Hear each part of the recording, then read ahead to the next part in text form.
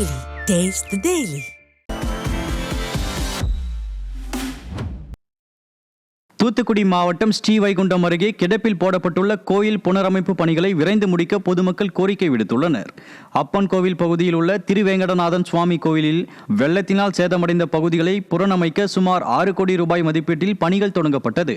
இந்நிலையில் கடந்த 3 மாதங்களாக கிடப்பில் போடப்பட்டுள்ளதால் கடும் அதிருப்தி அடைந்துள்ள பொதுமக்கள் எந்த திட்டத்தையும் அரைகுறையாக செய்வதுதான் அறநிலையத்துறையின் வேலையா என ஆவேசமாக கேள்வி எழுப்பியுள்ளனர். சென்னை கொடுங்கையூரில் வீடு வாங்கி தருவதாக கூறி 11 பேரிடம் 33 லட்சம் ரூபாய் மோசடி நடைபெற்ற சம்பவம் அதிர்ச்சியை ஏற்படுத்தியுள்ளது. போலியான அடையாள அட்டை காண்பித்து தமிழக நகர்ப்புற வாழ்விட மேம்பாட்டு வாரியத்தில் உயர் அதிகாரியாக பணிபுரிந்து வருவதாகவும் 3 லட்சம் ரூபாயில் வீடு வாங்கி தருவதாகவும் கூறி 11 பேரிடம் 33 லட்சம் ரூபாய் பெற்று வினோத் என்பவர் மோசடி செய்துள்ளார். விடியாத திமுக ஆட்சியில் ஏவல் துறையின் மீதான பயம் குறைந்துள்ளதால் மோசடி சம்பவங்கள் அதிகரித்து வருவதாக குற்றம் சாட்டப்படுகிறது.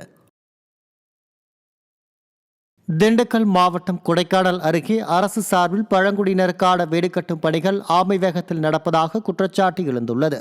கேசிப்பட்டி ஊராட்சிக்குட்பட்ட கோரன்கொம்பு கிராமத்தில் 2 ஆண்டுகளாக மெத்தன போக்கில் வீடு கட்டப்பட்டு வருவதால் பழங்குடியின மக்கள் குடிசை வீட்டில் வாழ்ந்து வருவதாக வேதனை தெரிவிக்கின்றனர். விடியாத திமுக அரசு வெற்றி விளம்பரத்திற்காக திட்டங்களை அறிவித்துவிட்டு அதை முடிக்காமல் அலட்சியத்துடன் செயல்படுவதாக மக்கள் குற்றம் சாட்டுகின்றனர். தாம்பரம் வெற்றி நகர் பகுதியில் சுமார் 70 லட்சம் ரூபாய் மதிப்பீட்டில் சீரமைக்கப்பட்ட குளம் புதர்மண்டி சீரழிந்து கிடப்பதாக பொதுமக்கள் வேதனை தெரிவிக்கின்றனர். ஸ்ரீ சப்த கன்னியம்மன் குளத்தின் மேம்பாட்டு பணிகள் முழுவதுமாக நிறைவடையாத நிலையில் கடந்த நாடாளுமன்ற தேர்தலை கருத்தில் கொண்டு அவசர கதியில் திறப்பு விழா கண்டது.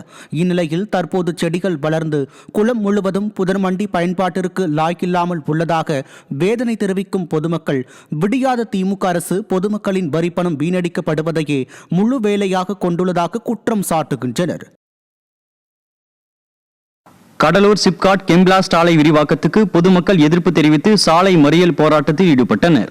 கண்ணாரப்பேட்டையில் மாசு கட்டுப்பாட்டு வாரியம் சார்பில் சிப்காட் கெம்பிளாஸ்ட் ஆலை விரிவாக்கம் தொடர்பாக கருத்து கேட்பு கூட்டம் நடைபெற்றது.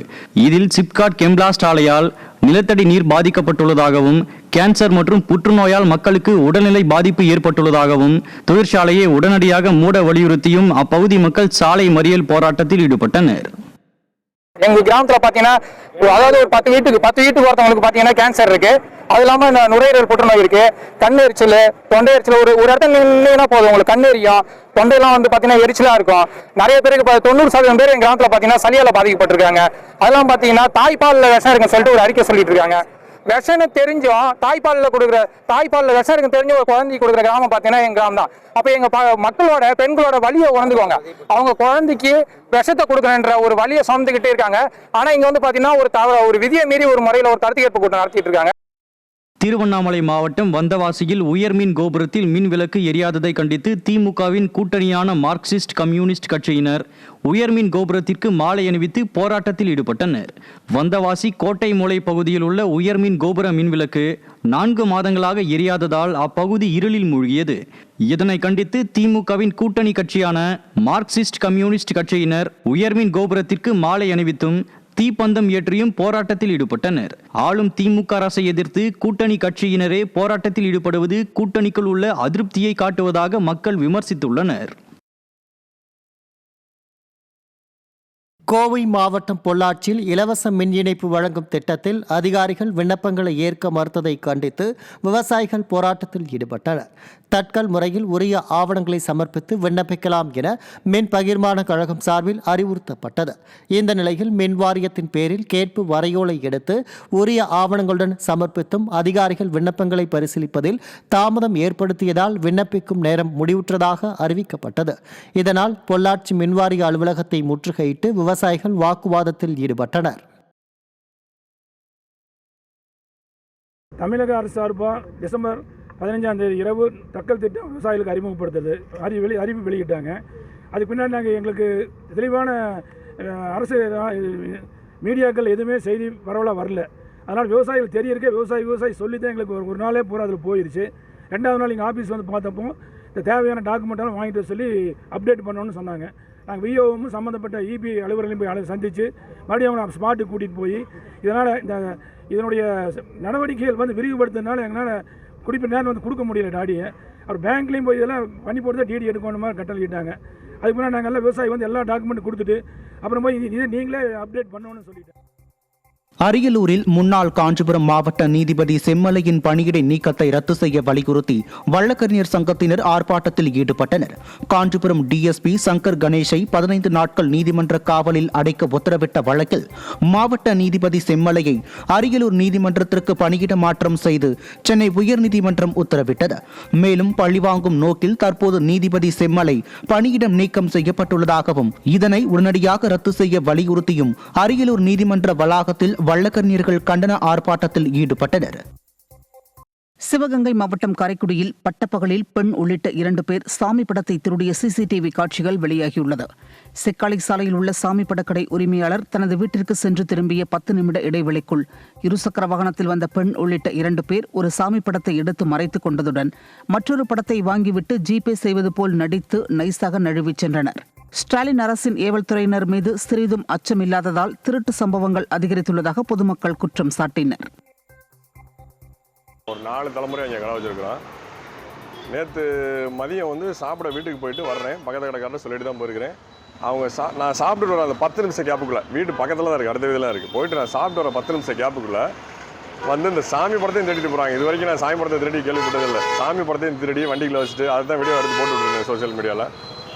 சாமி படத்தை திருடிட்டு போகிறது மட்டும் இல்லாமல் என்கிட்ட ஒரு சாமி படத்தையும் வாங்கிட்டு ஜிபே பண்ணுறங்கிற பேரில் ஜிபே பண்ணிக்கிட்டு இருக்கும்போது அடுத்த கஸ்டமர் வராங்க. நான் அவங்களை அட்டன் பண்ணுறதுக்குள்ள அனே பண்ணிட்டேனே அப்படின்ட்டு அதையும் கொண்டு விட்றாப்புல.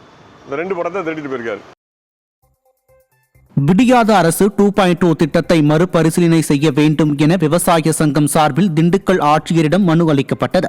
2.0 திட்டம் செயல்பாட்டிற்கு வந்தால் வேளாண்மை குறித்த அனைத்து துறைகளும் ஒரே துறையின் கீழ் வரும் என்றும் இதனால் விவசாய பயிர்கள் குறித்த கல்வி அறிவோ கள அனுபவமோ இல்லாத தோட்டக்கலை அலுவலர்கள் பூச்சி மருந்துகளை மாற்றி கூறினால் கூட தங்கள் வாழ்வாதாரம் கேள்விக்குறியாகிவிடும் என விவசாயிகள் அஞ்சுகின்றனர். இதனால் ஸ்டாலின் அரசு 2.0 திட்டத்தை மறுபரிசீலனை செய்ய வேண்டும் என ஆட்சியரிடம் விவசாயிகள் மனு அளித்தனர். அந்தந்த துறையில் இப்போ எங்களுக்கு தோட்டக்கலையில் ஒரு துறையில் நாங்கள் இருக்கிறோம்னா அந்த தோட்டக்கலை சம்மந்தப்பட்டது எங்களுக்கு உள்ள மானியங்களோ தொழில்நுட்பங்களோ விவசாயத்தில் இருந்தாலும் நாங்கள் தெரிஞ்சுக்குவோம்.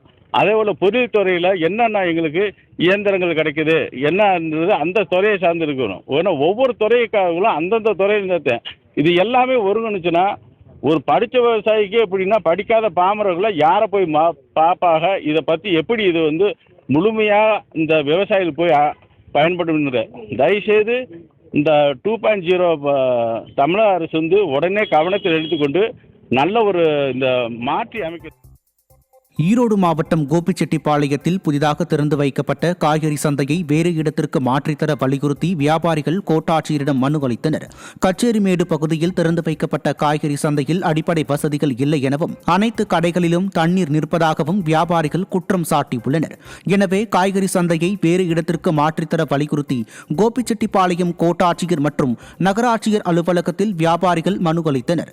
விடியாத திமுக அரசு வெற்று விளம்பரத்திற்காக திட்டங்களை செயல்படுத்துவதாக மக்கள் குற்றம் சாட்டியுள்ளனர். ஈரோடு மாவட்டம் காளிங்கராயன் பாளையம் புதூர் அருகே வைப்பு தொகைக்கு வட்டி செலுத்தாமல் ஓராண்டாக ஏமாற்றி வரும் கூட்டுறவு சங்கத்தை கண்டித்து பொதுமக்கள் ஆர்ப்பாட்டம் நடத்த உள்ளனர். எலவமலை கூட்டுறவு கட்டிட சங்கத்தில் 500க்கும் மேற்பட்ட பொதுமக்கள் வைப்பு தொகையை செலுத்தி அதற்கான வட்டிகள் பெற்று வந்தனர். இந்நிலையில் ஈங்கூர் பகுதியில் நிலம் வாங்கியதில் முறைகேடு நடைபெற்றதாக கூறி மக்களிடம் பெற்ற வைப்பு தொகைக்கு ஓராண்டுக்கு மேலாக வட்டி கொடுக்காமல் இருப்பதாக கூறப்படுகிறது. இதனை கண்டித்து போராட்டம் நடத்த அனுமதி கோரி எஸ்பி அலுவலகத்தில் மனு அளிக்கப்பட்டது. இதுக்கு வந்து வரும் திங்கட்கிழமை காலையில் 10 மணிக்கு வந்து பேங்க் முற்றுகை ஆர்ப்பாட்டம் நடத்துகிறாங்க. இது மேற்கொண்டு மக்களுக்கு வந்து இந்த பணத்தை உரிய நடவடிக்கை எடுத்து ஆளுமை திமுக அரசு வந்து பணத்தை செட்டில் பண்ணல, ஒன்றே செட்டில் பண்ண அப்படின்னா மிகப்பெரிய ஆர்ப்பாட்டம் வந்து கட்சி சார்பில் வந்து நடத்துவோங்க. மதுரை மாவட்டம் உசிலம்பட்டி அருகே பாப்பிநாயக்கன்பட்டி கிராமத்தில் இடிந்து விழும் நிலையில் உள்ள மேல்நிலை நீர்த்தேக்க தொட்டியினை அகற்றி புதிய நீர்த்தேக்க தொட்டி கட்டித்தராத விடியாத அரசுக்கு கடும் கண்டனம் எழுந்துள்ளது. பழமையான இந்த நீர்த்தேக்க தொட்டியின் தூண்களில் விரிசல் ஏற்பட்டு எப்போது வேண்டுமானாலும் இடிந்து விழும் நிலையில் உள்ளதாக பொதுமக்கள் அச்சம் தெரிவித்துள்ளனர். அசம்பாவிதம் ஏற்படும் முன் இடித்துவிட்டு புதிய நீர்த்தேக்கம் கட்டித்தரும்படி பலமுறை கோரிக்கை விடுத்தும் விடியாத அரசின் அதிகாரிகள் நடவடிக்கை எடுக்கவில்லை என மக்கள் சாடியுள்ளனர். திருப்பத்தூர் மாவட்டம் வாணியம்பாடியில் இலவச மின் இணைப்பு பெறுவதற்கான தட்கல் முடிந்துவிட்டதாக அதிகாரிகள் கூறியதால் மின்கோட்ட செயற்பொறியாளர் அலுவலகத்தை முற்றுகையிட்டு விவசாயிகள் தர்ணாவில் ஈடுபட்டனர். தட்கல் மின்சாரம் பெற விண்ணப்பிக்கலாம் என அறிவிப்பை அடுத்து சுமார் 50க்கும் மேற்பட்ட விவசாயிகள் ஆடு மாடுகளை விற்றும் நகைகளை அடகு வைத்தும் 3 லட்சம் ரூபாய் வரை காசோலை எடுத்துச் சென்றபோது தட்கல் முடிந்துவிட்டதாக அதிகாரிகள் தெரிவித்துள்ளனர். இதனால் ஆத்திரமடைந்த விவசாயிகள் மின்வாரிய செயற்பொறியாளருடன் வாக்குவாதத்தில் ஈடுபட்டதுடன் அலுவலகத்தை முற்றுகையிட்டு தர்ணாவில் ஈடுபட்டனர். கேரள மாநிலம் பாலக்காடு மாவட்டத்தில் காரில் ஏற்பட்ட தீ விபத்தில் ஒருவர் உடல் கருகி சம்பவ இடத்திலேயே பரிதாபமாக உயிரிழந்தார். பாலக்காடு மாவட்டம் முண்டூரில் இருந்து வேலிக்காடு செல்லும் சாலையில் அதிகாலையில் திடீரென கார் தீப்பற்றி எரிந்தது. இதையடுத்து சம்பவ இடத்திற்கு வந்த தீயணைப்பு துறையினர் தீயை அணைத்த நிலையில் காரை ஓட்டி வந்த நபரும் சம்பவ இடத்திலேயே உயிரிழந்துள்ளார். முதற்கட்ட விசாரணையில் இது தற்கொலையாக இருக்கலாம் என போலீசார் தெரிவித்துள்ளனர். மின்வாரிய ஊழியர்களின் அலட்சியத்தால் சென்னை பெரும்பாக்கம் தமிழ்நாடு நகர்ப்புற வாழ்விட மேம்பாட்டு வாரிய குடியிருப்பில் வசித்து வரும் பொதுமக்கள் கடும் இன்னலுக்கு ஆளாவதாக குற்றச்சாட்டு எழுந்துள்ளது. இங்குள்ள மின்வாரிய அலுவலகத்திற்கு ஊழியர்கள் முறையாக வருவதில்லை என்றும் முறையான மின்கட்டணம் செலுத்த